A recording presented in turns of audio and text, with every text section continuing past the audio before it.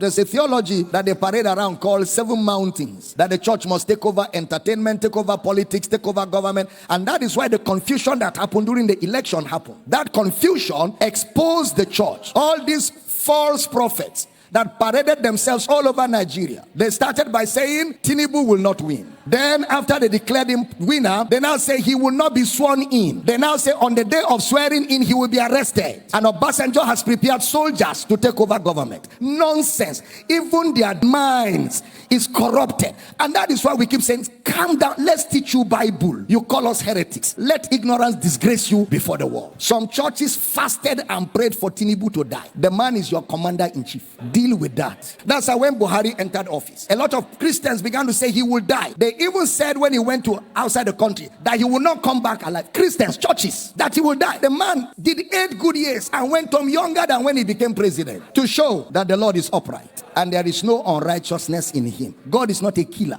And with these false prophecies, they have destroyed the faith of many people, because many people fasted and prayed sincerely that Tinubu should die, and their God travel. So now if you ask them to pray, they are not sure God will answer. They have eroded their faith. They have shipwrecked their faith because of lack of understanding that there's a difference between the kingdom of God and the kingdom of this world. How many of you remember I told you that this thing, God is not involved? Did I tell you that? It's a contest. It's a competition amongst men. And in a competition, men set the rules. In a competition, men draw the borderlines. In a competition, men judge the competition. And in a competition, men announce the winner of the competition. True or false? Anything that a man will set the rule cannot be God. God is not a man. Your elections, the rules are set by men. Your constitution is drawn by men. It's not Bible. It's not God. It cannot be God. God does not install presidents. God does not install presidents. Men vote who should rule them. There's a process that is set by men, and men will determine who wins, and men will announce. Didn't you go to school? It is called a democracy. What is a democracy in social studies? Government of the people, for the people, by the people. How did you bring God in?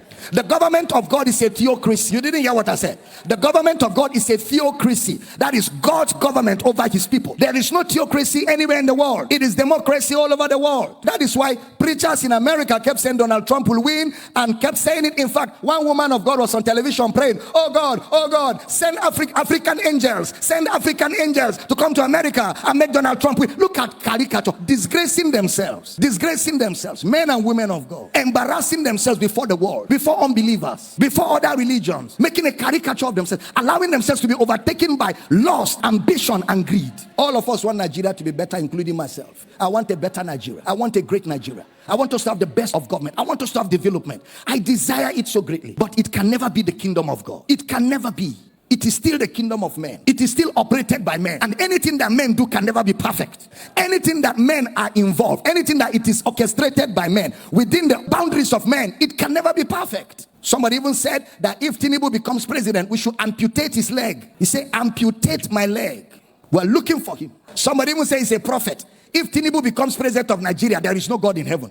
Look at that charlatan. That's a charlatan. That's what? A charlatan. Some churches, even pastors, stood on the pulpit and said, vote for this man. This man is the will of God. Let's fast and pray. How can a pastor be partisan? The pulpit is not a place for politics. The pulpit is a place, it is the pillar and the ground of the truth of the gospel. You don't use your pulpit except you don't know what the gospel is. And I don't blame them. Many of them don't know what the gospel is. They don't know what the gospel is.